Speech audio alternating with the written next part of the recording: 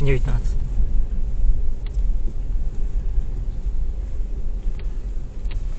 Бизнес уже не идет?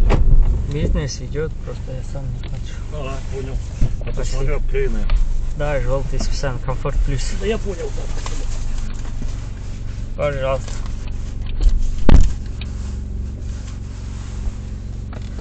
Ассаламу алейкум, урматтуу мекендештер, урматтуу коллегалар. Биринчи заказ таштадык. Саат 3-тен 10 өттү. Бүгүнкү жумушту баштадык. Бүгүн среда туугандар. Пятница, суббота, воскресенье тарта бербей, бүгүн средада тартып коелучу. Анан кээ биркилер только пятница, суббота тартасыңар, когда кеф болгондо, анан жакшы сумма болгондо дейт, ошолорду эле көрөт экен, калган немелерин көрбөйт экен биздикин. Анан блогерлер сөрөйсүңөр дейт.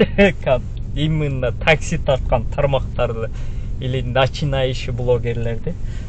Анан жарымын орусча сүйлөйсүңөр, жарымын кыргызча сүйлөйсүңөр дейт.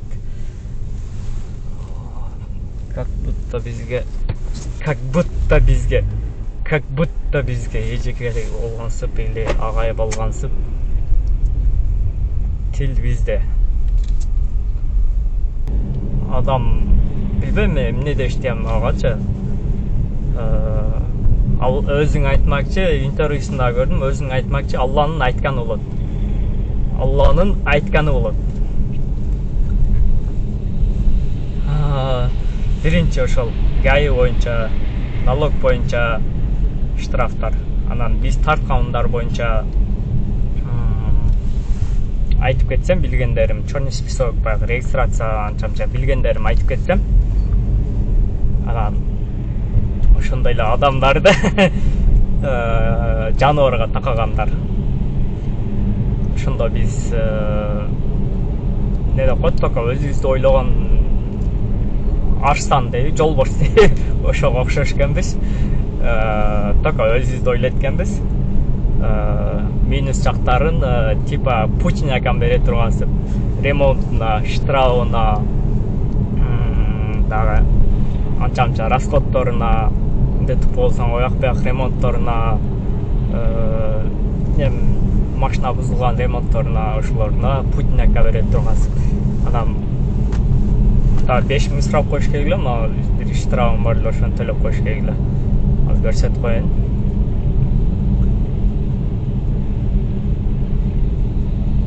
Чай ичем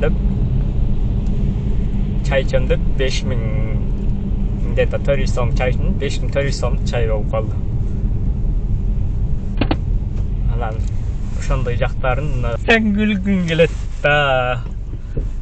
Ошого окшогондордун өзү ойлобойт да, өзүн баягы аң сезимин жүргүзбөйт, мындайча айтканда. Минус жактарын өзү ойлобой эле, только плюс жактарын ойлоп туруп ишке чыгат экен таксисттер, типа ошого окшогондордун. Мисалы күнүнө 15000, 17000 иштесе, 30га көбөйтсө айына 500 000 иштейт экен. Таксиде 500 000 иштейт экен деп. Только плюс жактарын ойлоп туруп, минус жактарын нарага немеге айтып коет экен, Арсеналга айтып коет экен. Мага дух бер деп туруп.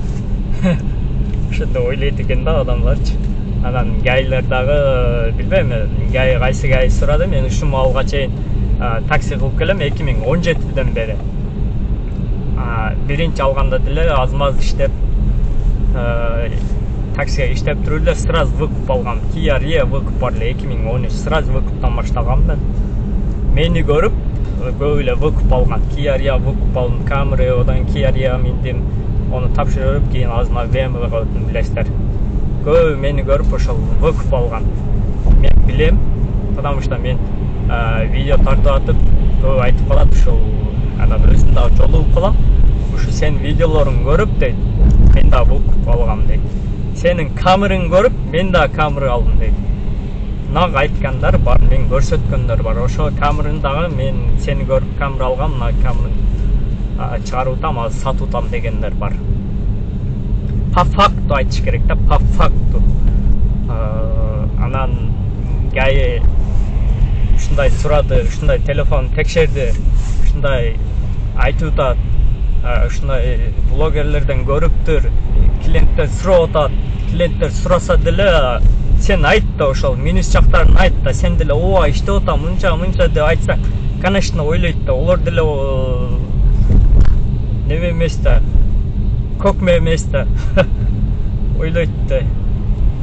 Айтып коёр да, арендага минем, мынча расходу бар, мындай ошончо иштегенме, мындайлары бар. Күнүнө штраф келип калса бир жолу 5000ден болду, же бесплатно иштеп берем деп айтып койсоң, олар деле ой жүгүртөт. Анан гай тосуп туруп эле, бирөөгө 5000 жазып берсе, ошону көрүп туруп эле биринчи штраф алат, көрөт, анан кийин уже көнүп калат, уже штраф албайт. Башында чыккан адам любой адам чыгат, штраф алат, ДТПга түшөт, ояк буяк болот, сразу эле болуп кетпейт да, анан көрөт. Мен деле биринчи алган күнү таксиге эч ким үйрөткөн эмес. Биринчи таксиге чыккан күнү 3 күндөн ДТПга түшкөм. Шам түшүп калган эле. Мен аны көрбөй калдым. Боз машина, свети мокрый асфальт деп коет, боз серый. Ошого көрбөй калып, ошондой ДТП сүзүп кеткен. Ошондой болот. Ошо башынан өткөзгөндөн кийин болду, билет. Анан МВД ГАИ ошолордун милдети текшерет, штраф жазып берет. Каждый МВД, каждый патруль какой-то планы болот.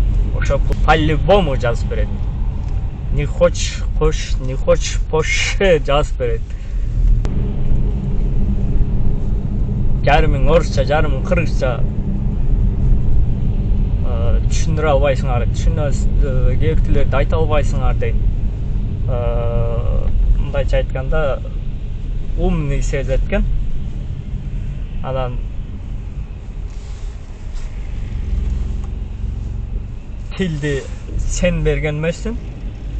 Ар ким өзүнө жараша өзүнүн оюн айтат. Ушунчалык умный экенсиң, ушунчалык блогер болгон экенсиң, сен деле баштаган экенсиң, ошону көйгөйүн жеткизип айтпайсың, анан обязательно бирөөлөргө асылып, анан ошентип же хайп кармаган келдиби билбедим. Хайп кармап чыгып, анда эмесе сиз үчүн караоке баштадым деп убагында жүргөн экенсиң. Биз индебей эле жүрөбүз, анда эмесе сиз үчүн таксини баштадык деп. ГАИ боюнча айтып кетип аттым да. Сөздөр келип калды, айтып атабыз. ГАИ ошол каждый патруль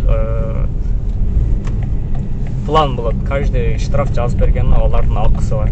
Ого штраф жазып берсе деле ошол төлөп коет, эчтеке коет, 5000 жазып берет. Максимум 5000 регистрация базада жок болса, договор кылсаң, одан аз сумманы берет. Договор жакшы сүйлөп, жакшы ГАИ менен сүйлөшсөң деле сага по факту аз кылып сүйлөшүп алсаң болот. Сумма боюнча ошондой эле биз экранга чыгарган суммалар боюнча айтып кетсем, биз телефондо көргөзөбүзбү, по факту айтабызбы, все равно система өзгөрөт. Система, сен ошо системага көнсөң иштейсиң, көнбөсөң, пожалуйста, бөлөк иш бар. Ошол системага көнсөң, каждый день сен бирле кийимди, бирле шапкелерди, бирле машинаңы ошол алмаштырып турасың да, сен деле. Алмаштырып турат да, бул деле система өзгөрүп турат. Ошого көнсөң иштейсиң. Яндекс биринчи чыкканда процент аз болчу эле, 12 ошондой болчу эле. Азыр 25%. Еще жакында неме боюнча водительдерге дагы закон түшкөн. Ошол эми текшерелек, эгер ошол дагы текшерип неме кылса, парковой самозанят болуп иштейсиң, либо прямой самозанят болосуң. Прямой самозанятты через Яндекс менен кыласың, либо иностранец болсоң, кээ биркилер Яндексте өздөрү кылып берет, кээ биркилер кылбайт да. Яндекске самозанят болосуң. Еще сага ал күнүң иштегениң күнүң төлөбөйт, эртеси төлөйт. Праздник же выходной күндөрү акчаң түшпөйт. Парковой самозанят болсо, күнүң иштегениң күнүң чечип аласың. Постоянно акча болуп турат паркта, кээ бирде болбойт эми да. Паркта ар кандай болот. Постоянно запас акча болуп турат, күндө чечип аласың. Ошол вариант. Самозанят, парковой проценттер көтөрүлөт дагы. Сен Яндекске 22-25 болсоң, еще 7-8% налог кошуп төлөйсүң официальный. Здесь лучше или другой? Можно здесь можно остановиться? Да, остановимся. Пожалуйста, до свидания.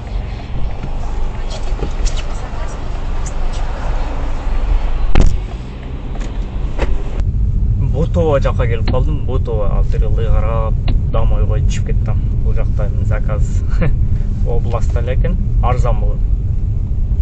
Айтып иштейличи. Только кымбат заказдарды айта бербей. Аны МВД боюнча айтып кетсем, МВД мен деле 2008 биринчи убакта Москвада келгенде 2008-2011ге чейин 2010дун аягына чейин, короче, 2,5 жыл МВДда иштегем. МВД Принцевский районунда 1905-те Литвина Седовга дом 3Ада иштегемин. Ошол жерде МВДда 5 этажный здание болчу. Ошол жерде дознаватель, следователь, дежурный час, ППСтер, временный камера болчу эле, лицензия оружияга лицензия берген ошол жерде берчү эле, наркотик, оружие ошол жерде складтар болчу эле, как положено ошолорго кирип, ошолорду карап мен порядок уборка кылчу элем, лампочкаларын алмаштырчу элек, эшиктердин замокторун бузулуп калса алмаштырчу элек. Ошондой болуп иштейт элем да, техник, дворник, короче, любой иште бузулса ошо шерик бар эле, ошо менен ошо карайт элек. Старшинасы болот, ошого жардам берет элек. Айтат эле ошол. Столовый бар эле, ого продукт келсе ого түшүрөт элек, тамак аш бекер эле, ошондой 3 жыл иштейт элек. Ошол жерде МВДда мен билет элем, нак МВДда күнүнө болсо черезден штраф төлөйт эле. 25-30 адам штраф кагаз төлөтөт эле. Кагаз болчу эле илгери дейликчи. Кагаз болчу эле мондай. Ошо кагазды апарып банкка төгүп, кайтып дежурныйга чек пеги менен алып берет элем. Каждый МВД ошол жумасына бир айда бир жолу, 2 жолу неме кылып турат эле. Проверка общая. Машина менен алып келет эле, автобус менен алып келет эле. Бир алып келгенде 25-30-50 чакта адам алып келет. Коридордо толуп калат. Реально штраф төлөтүп, анан кое берет. 10 саат, 12 саат, акыры 2 суткалабам калып кеткендер болгон. Реально эле. Документтери вообще начар, баягы розыскада жүргөндөр калып кетет, камалат эле, ошондойлор болгон. Ошондойлорам болгон. Еще ал жерде анча таныш билиш мындай болуп, мен таанышым, короче, аяк кылып чыгарып салат элек. Кейбиркилерге акча предлагать этип, мына мен таанышым деп туруп акча берип чыгарып салат элек. Ошондой эле. Каждый МВД ошондой проверка кылып жүрөт. Ошого сен түшсөң дагы баары штраф жазып берет, леби нарушение кылсаң Сахарага барып депорт кылат. Ал сага пешенеңе жазганың ошол.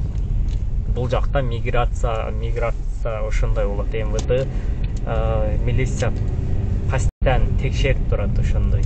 Ошого көнсөңөр, ошого чыдасаңар, таксиде тосуп штраф алсаңар, ошого чыдасаңар, анан иштегиле, анан блогерлерди виноват кылып, сен мынча иштеткесиң, мени биздер блогерлерди көрүп, биз ишке чыгабыз деп. Анан минус жактарын өзүңөр ой жүгүртүп карагыла. Анан кейбиркилер арканды кыска таштап туруп, өзүн ойлоп туруп, же хайп кармайын деди, же да блогерлигин күчөйтөм деди, ошентип хайп кармап чыгып атат туугандар. Главный адам болгулачы, адам. Ошондой туугандар. Главный адам болгулачы. Мындай мамилени жакшы кылайлычы. Эки сүйлөбөй. Анча сүйлөп турабыз. Ойго келген аз заказ күтүп атабыз, центрге карап.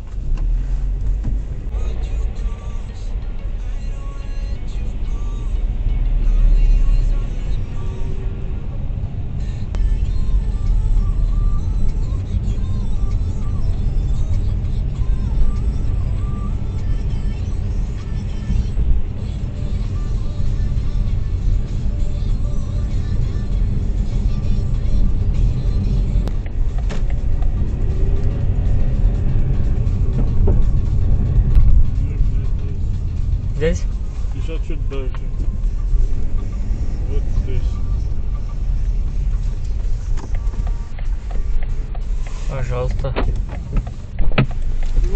Все, до расстояния.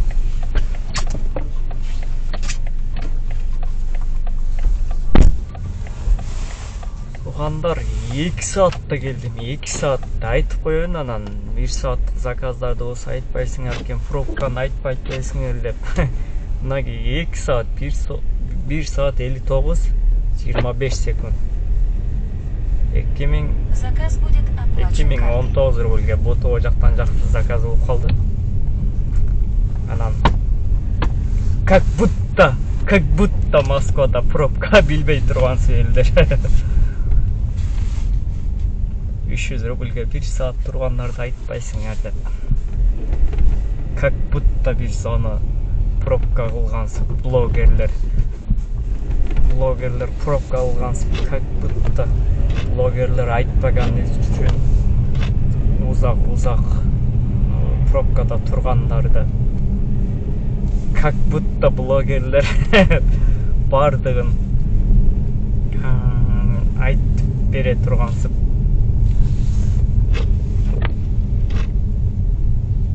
Анан күзгіден қарап қойым, бақлажан ұқтау тауы ойға өкенді тегілер. Көзін көре әлбей қойдым. Вообще, бақлажан қарап қойым өйтіп қараңғыда көрінбейткенді.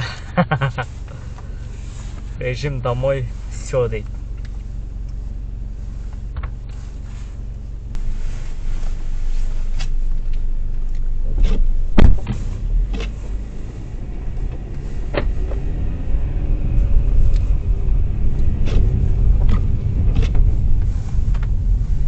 Заказ таштайлы, завершение қылдығылы заказ беріп қойды, 2-0-3-мен. Айтып салдым да, кеп мен айтпайын деп оттым біле да. Жақшы заказдарды айтайсын деп. Кейінгі заказ. Заказ завершениелі арқаман ертіп жүреді. Приложениені қарап айтты. Здравствуйте, куда вы уехали? Прошлый заказ поняли. Кейін түсінді. Аз енді кейін жазып.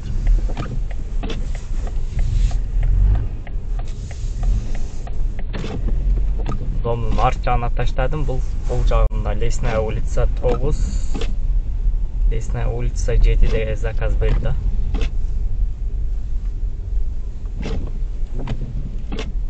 Азыр кеф күйіп қалды. 3-7 дейді, комфорт плюста. Пробка азайып қалды туғандар, пробка азайып қалды айтып қойын, 7 балға түшті.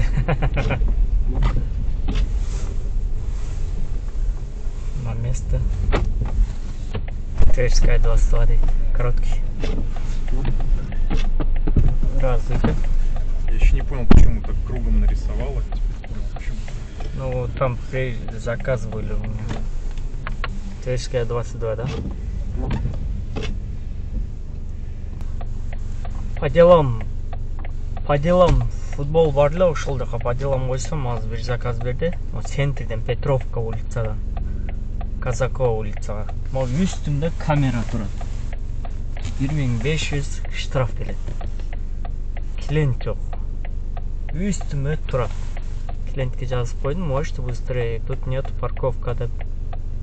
Пока күтүп отурабыз. Болсо о жерде платный кое турган болсо 450 сом төлөш керек. Жарым пулу где-то 225 сом бу, жарым саатка.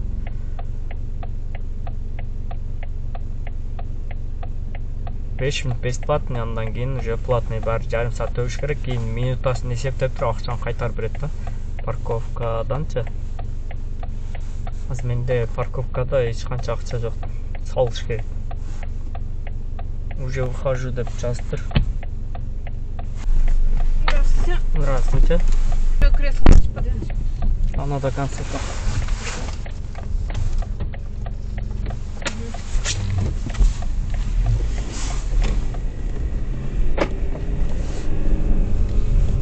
Общий сумманы айтып кетсем, көргөзүп коеюн ба? Көргөзбөдү атат. 11 болду, уже футболга кеч кылдым, кеттим. 2 саат болчу эле, 1 саат болуп калды. Жумасына кичине жүгүрүп, өзүбүз үчүн эле, өзүбүз такситерде ойноп турабыз. Анан суммасы 17.000 болду, бири жок. Анан өзүңөр эсептеп чыгарып аласыңар, кайга эсептетип бересиңер өзүңөр. Айына ошондо 510.000 ошондо кылып эсептетип бересиңер. Анан мынча иштейт экен деп айтасыңар, өзүңөр көрсөтөсүңөр. По факту бир да гай сураган билген жокмун мен. 2017ден бери такси кылып жүрөм. Бир да гай сураганын ушул убакка чейин сураганын уккан жокмун. Сураган жок менден. По факту өзүң видеого тартып алчу ошол сураган гайлерден каерде кандай ошол блогерлерге жибергилечи, ошону публика кылайлычы, ушундай сурап атат экен деп. Заработок боюнча гай сурап, анан ушундай штраф жазып берди экен деп жибергилечи ошону. По факту биз дагы барайлы, ошо именно ошол сен адресин таштап ошол жерде ошондой сурап атат ушундай деп. Ошол жерге барайлычы. Ошо блогерлер качабы ошол камерасын күлчат этет. По факту айтат. Сөрөй блогерлер, начинающий блогерлер, таксист блогерлер, именно таксист блогерлер сенасын көрсөткөндөр именно иштеген заработок. Ошол гай менен барып сүйлөшүп, ушундай сурап атат, ушундай болтабы деп сурап көрөбүз. Ошондо анан неме кылабыз да? Ой жүгүртөбүз. Ошондо анан сенасын чыгарганга аракет кылабыз. Итак эле сенасын чыгарбайбыз, и расходдордун ояк буяк минустарын деле айтылып атат. Алар көрбөйт, только сенасын иштегенин көргөзөт да. Например, темасын коюлат, мынча заработок, мынча деп. Ансыз YouTube алгоритм, подписчик и канча просмотр көтөрүлбөйт да. Ошол болсо анан кызыгы болот. Бөлөк блогерлер, анан бөлөк блогерлер деле темасын койгондо көрөсүңөр кандай тема коюлган. Бизде эле ошондой тема коюлса, мынча заработок болсо, любой блогер деле ошол темасын өзгөртүп коет. Анан темаларды YouTube деле бардыгы чуклап көрөт. Мисалы, о ташип ак үйгө бар полный тизип коюптур деп, Дерский депутат бардыгын коркутуптур дейт. Шок, биягы шок видеолор көрсөңөр деп, тез көр деп, биягы сос болтат деп жазгандар көп, билесиздер. Алгоритм ошо карап жазат, YouTube'да дагы ошондой жазат. Анан именно кыргыз блогерлер ушундай жазсаңар ошону көрүп атат деп туруп, именно кыргыздардыкын көрүп атат экен. Бир орустар, гайлар көрүп аткандын себеби бул мындай аң сезими иштетпеген реально эле. Орустар кыргыздарды көрөбү эле. Көрбөйт де, олар YouTube'ду көрбөйт да. Кыргыздардын бизге окшоп тата-пата деп сүйлөп жүрсө жинди болдуңбу дейт. Ошон үчүн кичине аң сезимди ыдыраак кылып, немени аркамды узун таштап, элди дүрбүгө салбай, же блогер, Москвадагы блогерлер үчүн хайп кармап көтөрүлөйүн дегенби, билбейм. Анан өзүңөр ойлоп көрсөңөр. Футболдо ойнодук, чыктык, үйгө келди туугандар. Анан жүрөккө ыйман салгылачы, жүрөккө ыйман. Павлецкий вокзал жакта дагы окуу жай ачылган, билесиздер. Ошол жака барып сабак алгылачы, сабак. Бири-бирибизди жамандабай, реально айткандачы. Бири-бирибизди жамандабай ошол жерге барып сабак алгылачы, сабак. Туугандар, анан умурага барып келгилечи, ар бир таксистке насип этсинчи ушул. Сенабызды көрсөтпөйбүз, ар бир таксистке насип этсинчи. Ошол жака барып келгилечи, жүрөккө ыйман салгылачы. Ошол жерге барганыңарда билесиңер. Су каяктан чыккан. Ошол пайгамбарыбыздын мечиттери, ошол жерде пайгамбарыбыздын немелерин, көрсөндөрүн, пайгамбарыбыз менен ошол жашылар ошол жерде мушташканын, ошол жерлерди көрүп келгилечи. Ошол таштын үстүнө үй салгандарды көрүп келгилечи. Ошондо анан көрөсүңөр, жүрөккө ыйман саласыңар. Ошондо анан бири-бириңерди жамандабай, бири-бириңерди чукулабай, ошондо анан билесиздер. Бир эле ошол сөзүм. Өзүңөр деле ойлоп көрсөңөр ошону. Анан өзүңөр карап көрөсүңөр. Катты сүйлөсөм, кечирим сурайм. Менден кетсе кечирим сурайм. Болгондой эле айттым, өзүм оюм айттым. Анан хайп кармайм деп, именно блогерлерди жамандап чыккан бул болбойт. Баарыңа ассаламу алейкум.